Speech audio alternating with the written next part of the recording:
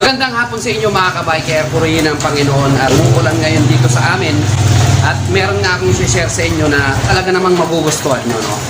Totoo nga talaga pag merong karga, lumalakas ang hatak ng motor. Gusto nyong malaman? Panoorin nyo. Yan mga kabiker, no? Ang tinutukoy ko, hindi kargadong motor, no? Baka malito kayo. Sabi ko, totoo nga pag may karga ang motor, doon lumalakas yung hatak, no? Ang ibig kong sabihin, kung kailan merong karga, like tong Supremo natin, kung kailan may karga o may weight, doon lumalakas yung hatak niya, no?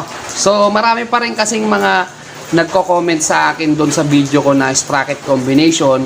At yung iba sa kanila mga kabiker, nakuha na nila yung tamang ratio, tamang kombinasyon nila sa mga kanilang mga motor, no? Pero may mga ilan-ilan pa rin talagang nagko-comment, nagtatanong kung ano yung the best na combination sa mga motor nila. Dito sa Supremo mga kabiker, kadalasan naman pag mga ganitong 150cc, no, malaking sprocket na kagad yung nakalagay dyan. Hindi tulad doon sa mga TMX Alpha ngayon, maliit na yung sprocket. So dito kasi, kaya nilekehan nila, opinion ko dyan mga kabiker, ano, is dinisign na nila kagad sa malaking sprocket. Ngayon, kung bakit ko nasabi sa inyo mga kabiker na lumalakas ang hatak nito dahil dun sa sprocket niya. Okay? So, ipaliwanag ko sa inyo. Kasi, ang sprocket nito mga kabiker, 1551. No? So, dinisign na siya sa ganyan. At, etong mga Supremo mga kabiker, pag ganitong set ng sprocket niya, panghatakan. Hindi siya pang tulinan. No? Iba kasi yung hatak sa tulin. Halimbawa, eto, 1551. Ang gustong-gusto nito mga kabiker, yung mabigat ang karga, no? Kaya nga pag ito, kahit na puno itong sidecar niya, ibase na lang natin sa sidecar. Ito kasi ginagamit namin to pang sundo-sundo, napupuno siya. Yun ang gustong-gusto niya kasi malaki yung sprocket niya sa likod. Ngayon, kahit na isingle mo to at kinargahan mo siya ng dalawang tao pa na mabibigat, no? Nandun pa rin yung hatak niya. Pero subukan mong gamitin ng single ito at ganyan ang sprocket niya. Ano? Wala siyang hatak, wala siyang ganong speed, no? Kasi nga hindi nakakombinasyon dun sa sprocket niya. Pero pag pinalitan mo ito ng maliit na sprocket sa likod, no? Magkakaroon siya ng hatak. Kasi nga yung kombinasyon na yon pang magaan. Okay? Kaya nga yung mga single natin mga kabiker, kung gusto nyo talagang mayroong hatak at tulin, no, kailangan mong ikombinasyon sa maliit na sprocket. Halimbawa yung mga Alpha natin, no, suggest ko sa inyo, kasi meron na tayong video na ganito na ginawa ko, sprocket combination, napakaraming nagko-comment sa atin at napakaraming nagpapasalamat sa atin. Dahil kasi nakuha na nila yung kombinasyon nila sa motor. Ngayon gusto kong sarawain sa inyo para sa mga newbie at hindi pa rin nakakaalam. Diba kasi hirap yung makina nila. Isang bagay yan mga kabiker, yung sa sprocket combination nila. Kailangan makita nila yung tamang ratio. Pero kung hindi natin alam mag-compute ng ratio mga kabiker, pwede na tayo doon sa dagdag bawas ang tinatawag. Halimbawa itong Supremo, 150cc siya, gusto kong maging matulin, no? May top speed siya, magliliit ako ng sprocket sa likod, no? Kailangan mong bawasan. Halimbawa, 51 yan. 15 dito sa harap, no? So, maglalagay ako ng 40 dyan. Ngayon, sa 40, nakukulangan ka pa, parang naghahanap pa siya ng kambyo, mag 1538 ka. Ngayon naman, sa 1538, nakukuha mo na yung top speed niya, pero nagbabibrate naman sa dulo, magbawas ka ngayon sa likod. Kailangan mong ibalik sa 40, no? Pwede ka rin mag-adjust 1536. Ngayon, kung nagbabibrate, i-atras mo. Dagdag bawas lang naman yan eh.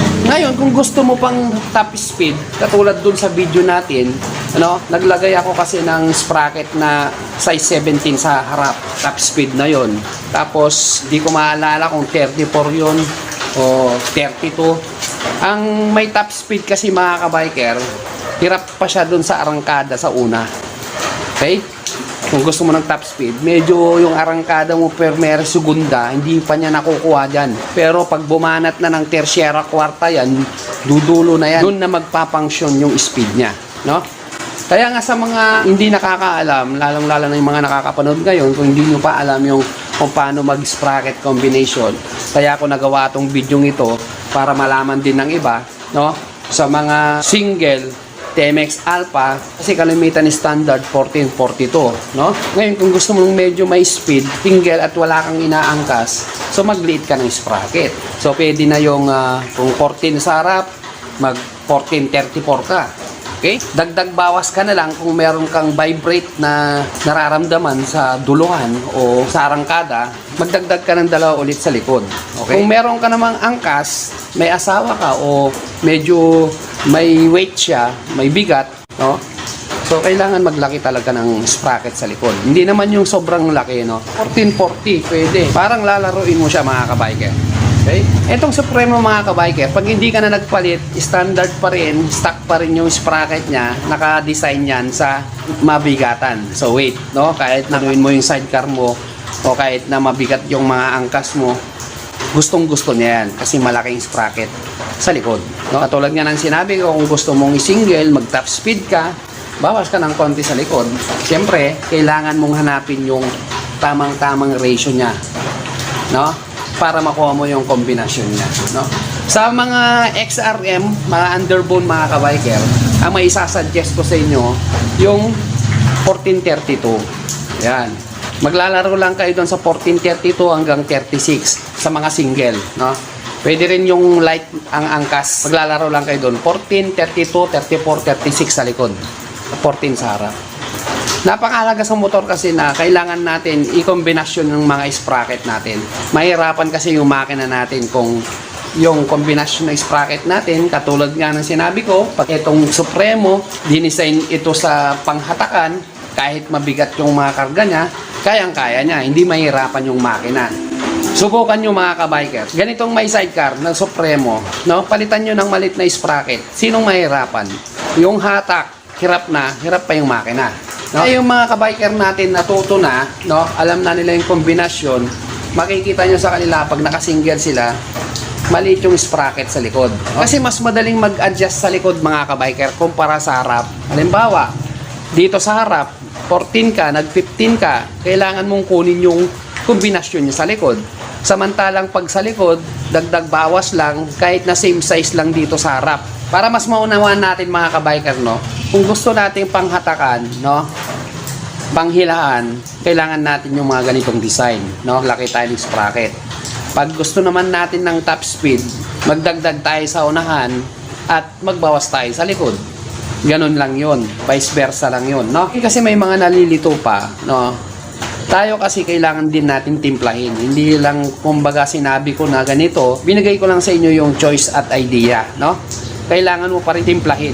Para hindi tayo malito sa mga sinabi ko, i-try nyo yun. Di ba may nabanggit ako sa inyo na 14 dito at nagbigay ako ng tatlong size 32, 34, 36. Kailangan timplahin natin, mga kabiker. Hindi porket sinabi ng 14, 32 tapos katulin nga pero may vibrate naman, hindi yun ang gusto niya. So palit tayo ng 34. And then kung wala pa rin sa 34, kung last na 36 wala pa rin, dito na tayo magtimpla sa front sprocket natin, no?